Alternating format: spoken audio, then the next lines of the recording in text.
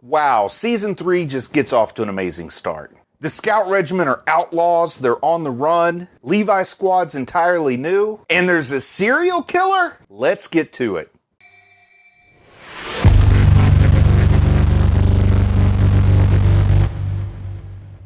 So Season 3 starts off with a scene of Erwin at the beach. His hair's longer, it's kind of shaggy, maybe he looks a little older, and this is clearly said at some point in the future. Now it definitely works as an interesting teaser because you really want to see how Erwin gets to this point, but I kind of want to know, is this a real scene from the future, or is this just like a daydream? Or maybe a regular dream or something? I mean, we do see him get sedated and unconscious. Maybe this is what's going through his mind while he's out cold. Because if this is a guaranteed occurrence, if this is a fixed event in the future, well then it kind of undermines the tension of the events that are going on in these first 3 episodes. Because if we know that at some point in the future, Erwin is going to visit the sea, well then we don't have to worry about him getting fed to a Titan anytime soon, right? So personally, I choose to interpret this cold opening from episode 1 as a possible future, but not a definite future. And I do this in order to enhance my enjoyment of the story.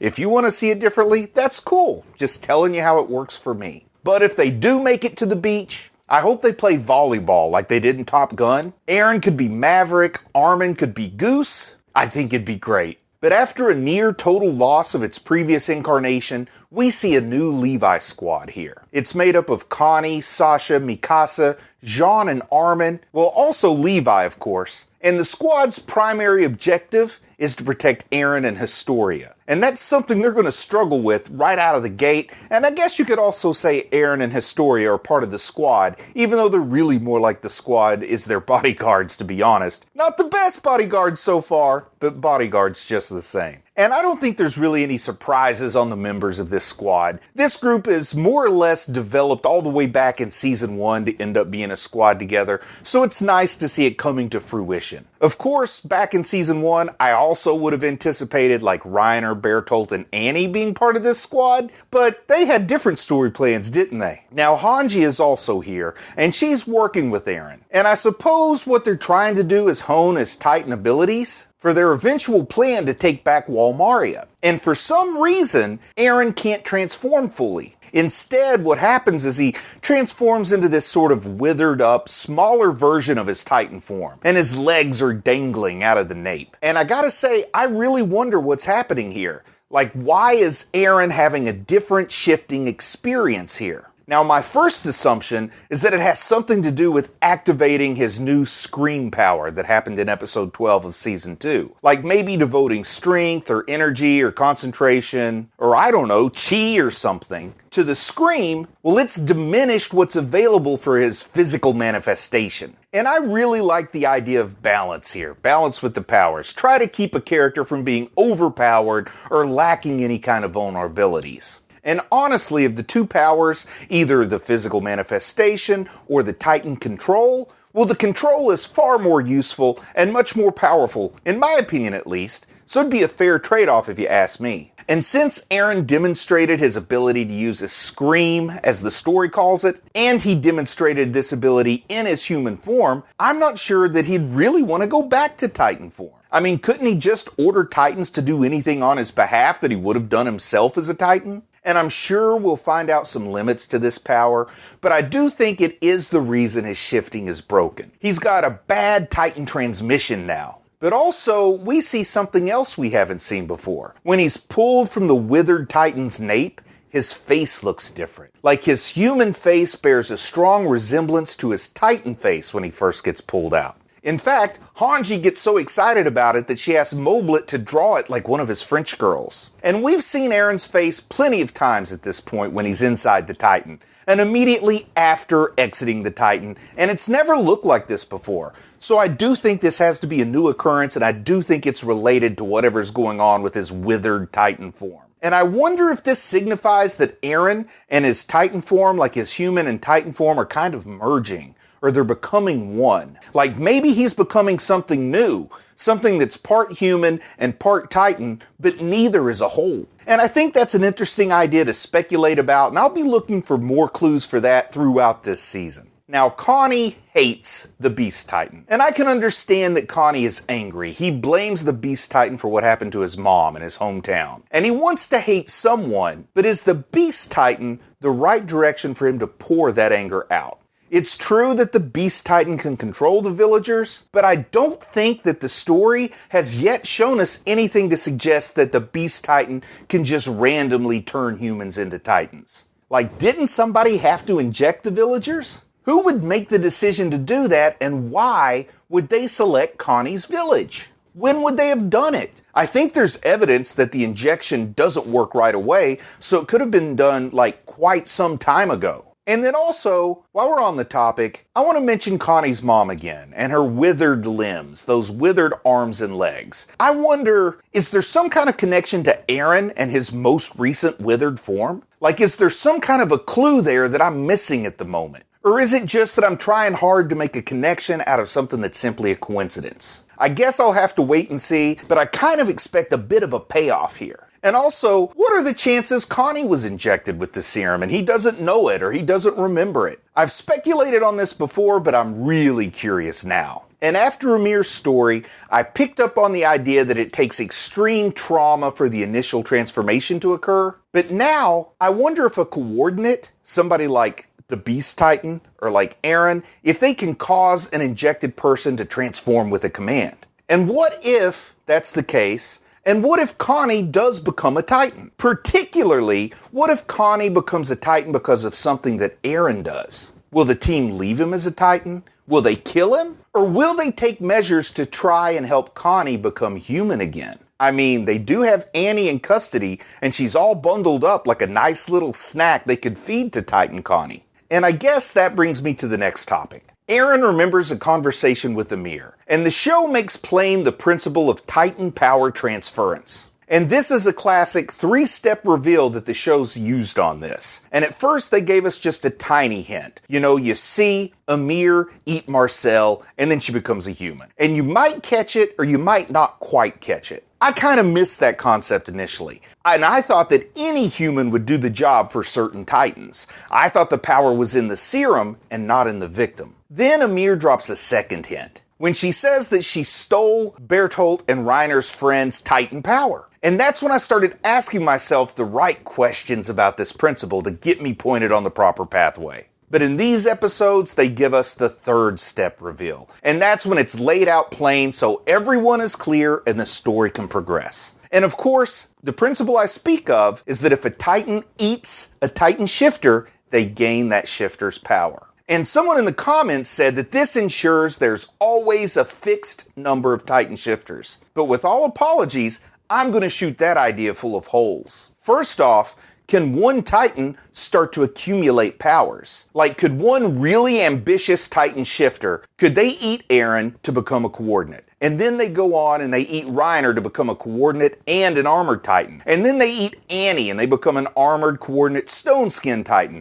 And so on and so on. Like, could it eventually be like the Highlander, where the Titan shifters all battle each other until there can be only one? Now, maybe the story will give us a reason that that can't happen, but they haven't done so yet. So at this point, to declare that without any kind of meta-knowledge that one can assume there's a fixed number of Titan shifters, I think that's wrong right now. I think that's premature. Also, here's another question. What if Reiner is killed in his human form by another human, no Titan eats him, he's buried, and then there's one less shifter, right? And then in the other direction, where did the first Titan shifters come from? Was it a spontaneous mutation? If so, that can always occur again, and there could be more shifters. My original assumption was that it was an ingredient in the serum that caused some Titans to become shifters, and maybe that was the case once upon a time. And if so, that ingredient could always be rediscovered and new shifters could be made. Even if we go full on into mythology mode, and we say that a Titan god gifted some finite number of Titans with powers, like a dozen or something. And then that god, he could always give that gift again, right? Like, there's no guarantee there won't be another generation of Titan shifters. Even if that god died or was killed, a new one could occur, right? But really, the point I'm trying to make is that at this point in the story, we don't know how the first Titan shifters were made. So there's no reason, without using meta-knowledge of either the manga or later episodes of the show that I haven't seen yet,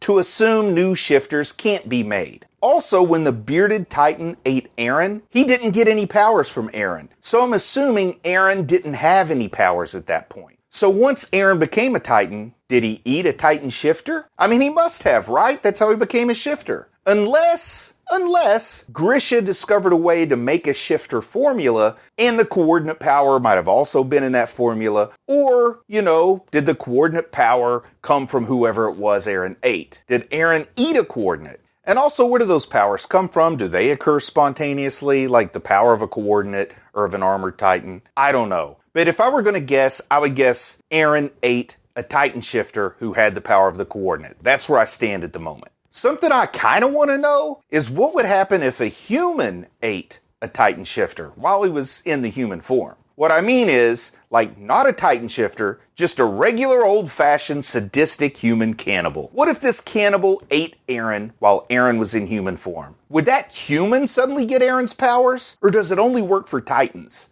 Some questions are getting asked here. And the reason I ask that is I'd like it if Hanji's story about Sonny and Bean and the cannibal bandits, what if it suddenly came full circle with a cannibal unexpectedly becoming a Titan shifter? What if there was a serial killer in this story that might decide to eat a human? Also, do we know that Connie's mom wasn't a cannibal? Pastor Nick was tortured to death, and Levi knows he didn't sell out the scouts because of how many fingernails had been ripped out. Levi says that people either spill their guts after the first fingernail or not at all. And gee whiz, Levi seems to know a lot about pulling out fingernails. Was this guy raised by a serial killer or something? Oh, about that. We'll get to that in a minute. We do finally meet this guy who's the sitting king, or who's acting as king. And his name, it's King Fritz. And I've been struggling to know what to call this kingdom. I've been calling it Attack on Titanlandia, but that's awkward. That's kind of a mouthful. But now that I know the king's name, I think I'm going to start calling it Fritzburg. But I do hope I eventually get to call it Historiana. But for now, it's Fritzburg. We do get a drive-by wagon attack, which is something you don't see every day. And then after that drive-by wagon attack, it turns out they get decoys instead of the real McCoys. And I would have liked it if they'd held on to that secret a little bit longer, but as soon as they get abducted, one of the members of the Levi squad says they got Historia, so they really let that cat out of the bag right away. But we do see this creepy guy, and this creepy guy's just groping all over Armin. He's pawing poor Armin. And he doesn't know it's Armin, he thinks it's Historia, but it's creepy all the way around. And I'm glad to see this guy get his comeuppance once Mikasa shows up. And I have to confess, I laughed harder than I should have at the idea that Armin was the decoy for Historia. It's really not funny because he does look more like her than any other member of the squad. In fact, I would say Armin looks more like Historia than Jean looks like Eren. But adolescence is such a difficult time and it's wrought with insecurities, and I just can't really see either Armin or Historia being thrilled that everybody thinks they look alike. And the guy groping Armin isn't any more or less creepy than if it'd been pawing up Historia. It's just gross all the way around to see this 30 or 40-year-old guy treating somebody the age of one of my kids that way. So let's get back to that serial killer thing. How about that? When this whole decoy plan is in action, Levi gets a bad feeling about things, and he gets a hunch that something ain't right. And as this show does, from time to time, he casually mentions a big deal thing. He mentions that he was raised by a serial killer, Kenny the Ripper. What a name, Kenny the Ripper. But Levi reveals his relationship to this guy,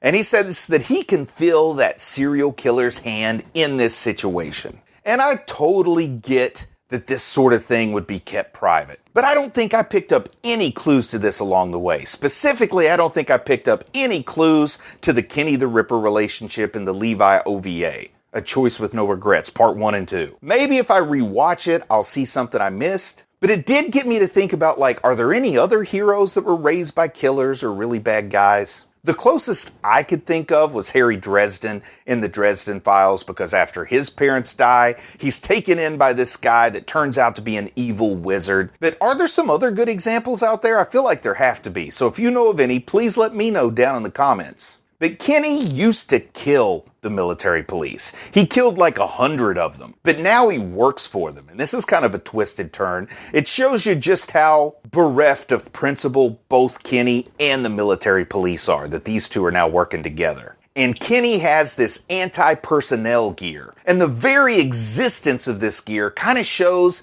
that the government cares more about controlling its citizens than eliminating the Titan threat. And that's something I've speculated on all the way back to the first half of Season 1. I mean, the government did contribute to the Titan threat after all. But the show does get like a real Western feel with Kenny, and I like that. He wears this hat that's not quite a cowboy hat, but it's close to it. And he packs those hand cannons that look like pistols. He even has this great chase scene with Levi that ends up in a saloon and looks like something out of a classic Western, or maybe a spaghetti Western. But Kenny's crew, they use knockout darts to capture historian Erwin. And this shows that somebody wants them alive. And we'll find out why they want to keep Erwin alive, because they want to feed him perhaps to a Titan and give his Titan power to a different Titan. But why would these folks want to keep Historia alive? I mean, I can understand why Lord Rice wants to keep her alive, but like the government as a whole, when we see what Erwin's trying to do, you'd think they'd want to eliminate her. But we get a big crux in the story for Season 3 when Levi sends the message to his squad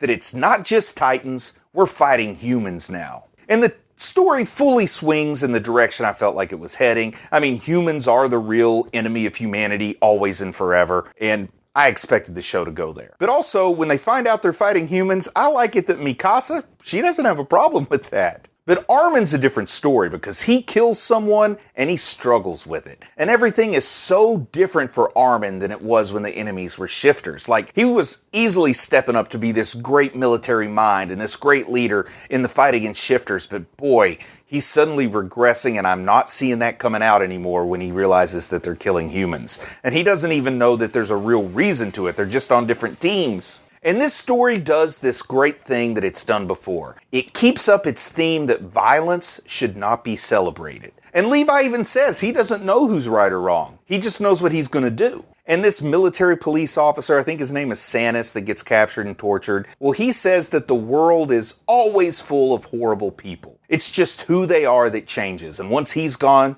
well, Hanji will step in to be that horrible person next. I mean, we do see Levi's squad doing exactly what the MPs do. They're just doing it to different people, for different people, but the reasons aren't really all that different. Like, I've always had this idea that throughout the history of civilization, the average person didn't really care about who the king was. I mean, like in the War of the Roses, some random goat herder probably didn't care if he was ruled over by a York or a Lannister or a Tudor. The name may change, but the oppression stays the same. They do mention this charter of humanity, and the more they talk about it, this thing sounds rife with hypocrisy, doesn't it? Like, it seems to provide a code of conduct for the populace that provides a completely opposite result for the ruling class than it does for those who are ruled. And we learn the story of 3 events in which the military police eliminated government threats. They mention a teacher who was too smart for his own good, a stupid couple who tried to fly, and a woman who had a relationship with the wrong man. So we find out who the teacher is, and I assume the woman to be Historia's mother, but I really want to know about this couple in that hot air balloon. It seems to me like a hot air balloon would be a great invention for this world. It'd have to be way easier to scout from a hot air balloon than on horseback, and I know that flying hot air balloons is a bit unpredictable, but every journey starts with one step, right? But what I really want to know is whose parents was that couple in the hot air balloon, because it's got to be somebody's, right? My money is it's Armin's mom. So what is the story with the Rice family being the real royal family? Like, I wonder exactly how they were usurped. It also raises this larger ethical question about what makes one supposed royal family more legitimate than the other. But I wonder if this story that we're going to find out is inspired by like the old French kings. The original kings of the Franks were the Merovingians, and they were founded by Clovis. And eventually the kings delegated all their power to the role of the mayor of the palace. Then one day there was this mayor named Pepin, and he said, you know what, if I've got all the powers of the king, shouldn't I be the king? And he got the Pope to declare him king, and the Carolingian line began. By the way, Pepin was Charlemagne's father. So I wonder if something like this happened with the Rice family. like an underling convinced the Wallace Church to coronate him as the king or something. And I do love the idea of installing Historia on the throne as queen, but I think Erwin is being a little optimistic that it can be a bloodless coup. Like, it's hard for me to picture a sitting king just giving up the throne because a more legitimate claimant appears. But then again, Erwin probably has a more sophisticated plan up his sleeve than simply asking nicely. Now, Kenny the Ripper, he casually drops Levi's name in conversation. And this show loves dropping the casual bomb on us, doesn't it? Like Levi's last name, it's Ackerman. And I speculated that his last name would be significant, and boy is it. So what does this revelation mean? Like, is Levi Mikasa's brother?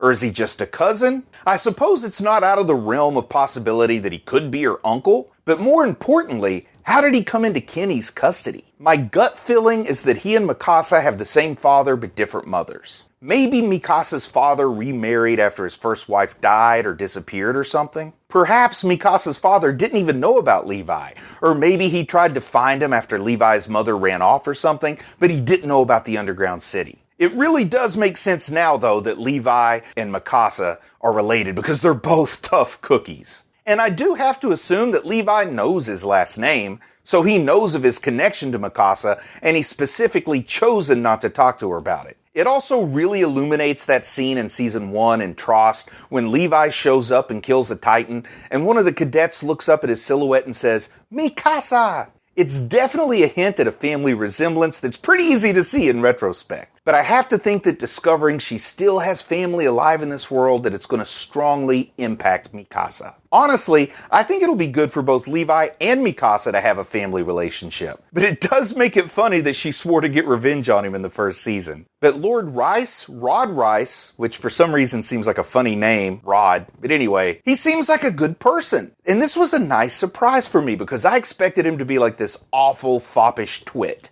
But he seems much more caring than Historia's mother did, and I don't think he's playing any kind of self-serving game here. I think he sincerely wants a relationship with his daughter, and he wants what's best for her. And we also see that Kenny killed Historia's mother, and that puts another loop into this particular story knot. So there's plenty of motivation now for the Levi squad to want to eliminate Kenny. And then we learn an old story about Erwin's father. And I'm going to admit that out of these 3 episodes, a lot of revelations were given to us, but it's Erwin's father that captured my imagination the most. His father was a history teacher that wanted answers to the mysteries of humanity's lost history. And he develops this theory of like collective memory loss, or that the first king altered the collective memory to make people easier to rule. And when the government catches wind of Erwin's father's theories and Erwin's father's research, well, he disappears. So this certainly suggests that his theories were right, doesn't it? But what I want to know is, how would the state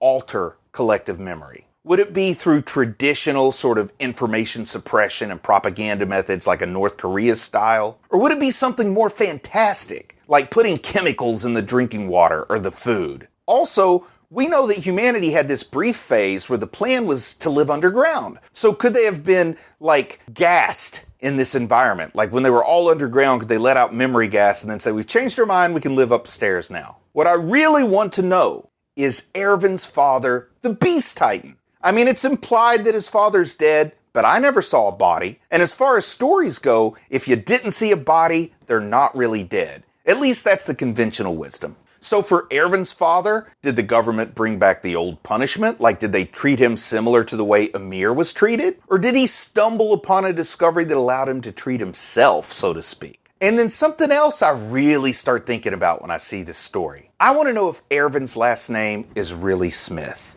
I can understand that if your father was declared an enemy of the state, your career in the military could be hindered by having the same last name as him. And come on, is there a more obvious alias last name, in the English language at least, than Smith? I mean, maybe if his name was Erwin Doe, that would be more obvious. But Smith would be a great assumed name to become sort of anonymous and to avoid attracting any attention, right? You just blend into the hundreds of other Smiths around. Something else I started to think about. We don't really see Erwin's mom in the backstory. So what I wonder is, what did Erwin's mom look like? Is it possible that Erwin's mom could have dark hair? Is it possible that Erwin's mom maybe had 2 children? One child, Erwin, looked like his father, and then the other child maybe had dark hair like his mother. Because Erwin's father, the blonde hair, the beard, even the glasses, seemed to look a lot like the man at the Beast Titan's nape at the end of Season 2. And when I watched that episode, I absolutely struggled to decide